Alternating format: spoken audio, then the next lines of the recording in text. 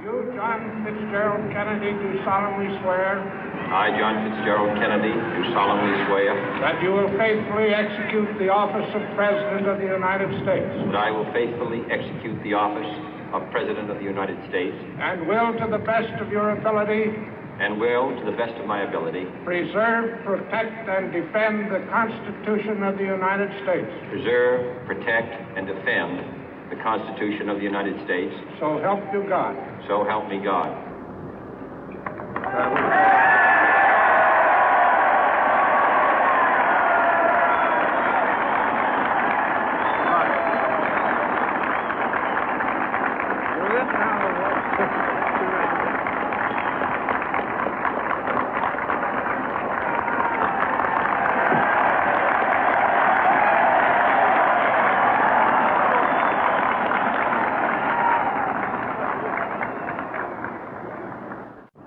Vice President Johnson, Mr. Speaker, Mr. Chief Justice, President Eisenhower, Vice President Nixon, President Truman, Reverend clergy, fellow citizens. We observe today not a victory of party, but a celebration of freedom, symbolizing an end as well as a beginning, signifying renewal as well as change. For I have sworn before you and Almighty God the same solemn oath our forebears prescribed nearly a century and 3/4 ago. The world is very different now, for man holds in his mortal hands the power to abolish all forms of human poverty and all forms of human life. And yet the same revolutionary beliefs for which our forebears fought are still at issue around the globe. The belief that the rights of man come not from the generosity of the state, but from the hand of God. We dare not forget today that we are the heirs of that first revolution. Let the word go forth from this time and place to friend and foe alike that the torch has been passed to a new generation of Americans born in this century, tempered by war, disciplined by a hard and bitter peace, proud of our ancient heritage, and unwilling to witness or permit the slow undoing of those human rights to which this nation has always been committed and to which we are committed today at home and around the world.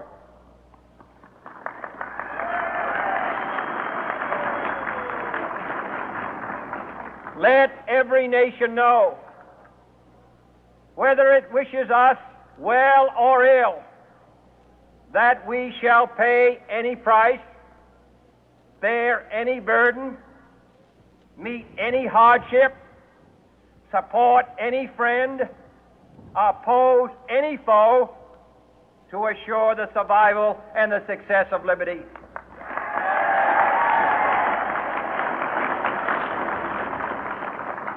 This much we pledge and more. To those old allies whose cultural and spiritual origins we share, we pledge the loyalty of faithful friends. United, there is little we cannot do in a host of cooperative ventures. Divided, there is little we can do, for we dare not meet a powerful challenge at odds and split asunder. To those new states whom we welcome to the ranks of the free, we pledge our word that one form of colonial control shall not have passed away, merely to be replaced by a far more iron tyranny. We shall not always expect to find them supporting our view, but we shall always hope to find them strongly supporting their own freedom, and to remember that in the past, those who foolishly sought power by riding the back of the tiger ended up inside.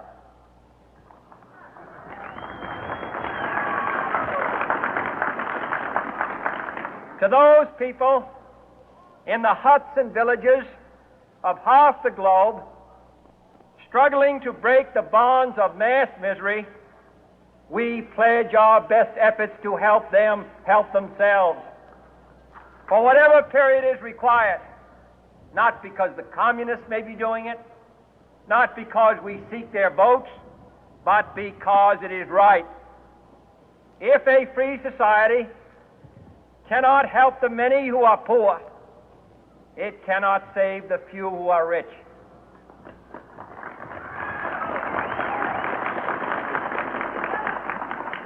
To our sister republics south of our border, we offer a special pledge to convert our good words into good deeds, in a new alliance for progress, to assist free men and free governments in casting off the chains of poverty.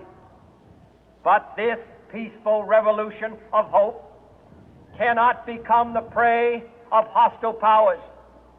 Let all our neighbors know that we shall join with them to oppose aggression or subversion anywhere in the Americas. And let every other power know that this hemisphere intends to remain the master of its own house.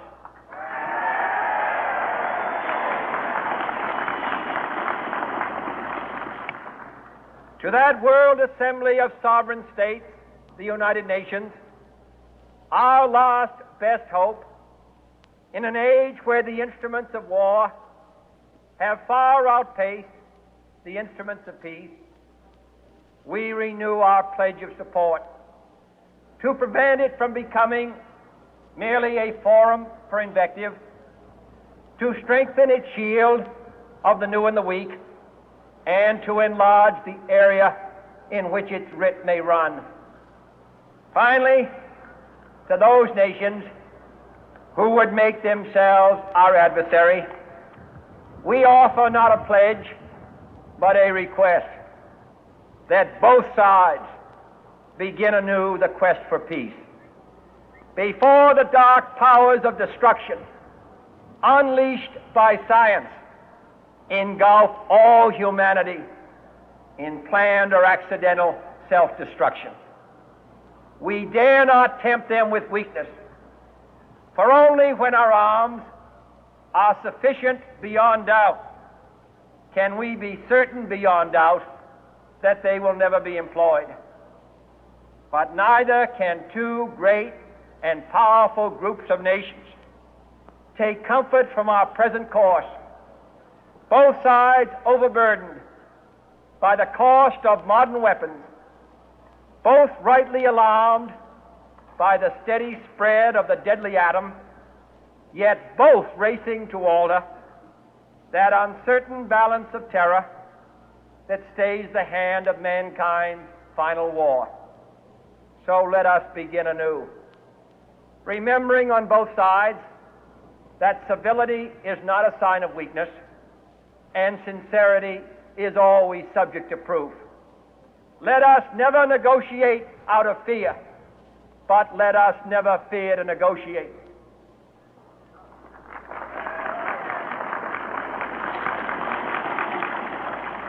Let both sides explore what problems unite us, instead of belaboring those problems which divide us.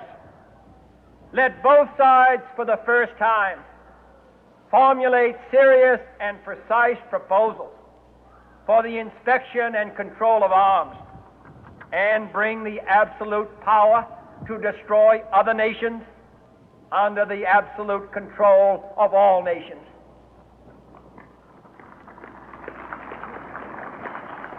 Let both sides seek to invoke the wonders of science instead of its terrors. Together, let us explore the stars, conquer the deserts, eradicate disease, tap the ocean depth, and encourage the arts and commerce. Let both sides unite to heed in all corners of the earth the command of Isaiah to undo the heavy burden and let the oppressed go free. And if a beachhead of cooperation may push back the jungle of suspicion, let both sides join in creating a new endeavor, not a new balance of power, but a new world of law, where the strong are just and the weak secure and the peace preserved. All this will not be finished in the first 100 days, nor will it be finished in the first 1,000 days, nor in the life of this administration, nor even perhaps in our lifetime on this planet. But let us begin.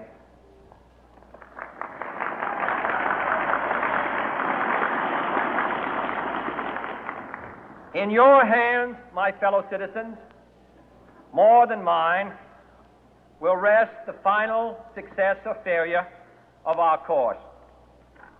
Since this country was founded, each generation of Americans has been summoned to give testimony to its national loyalty. The graves of young Americans who answered the call to service surround the globe.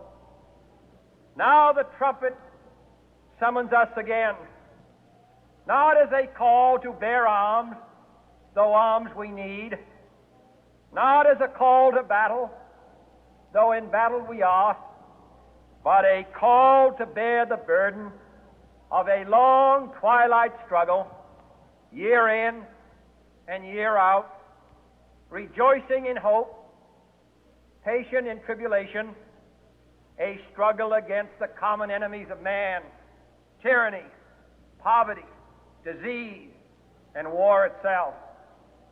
Can we forge against these enemies a grand and global alliance,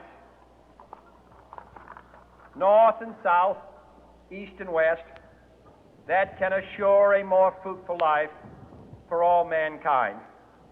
Will you join in that historic effort?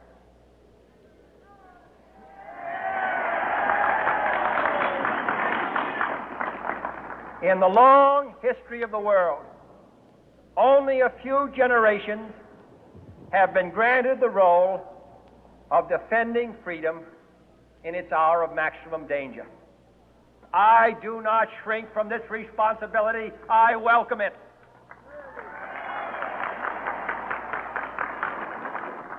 I do not believe that any of us would exchange places with any other people or any other generation.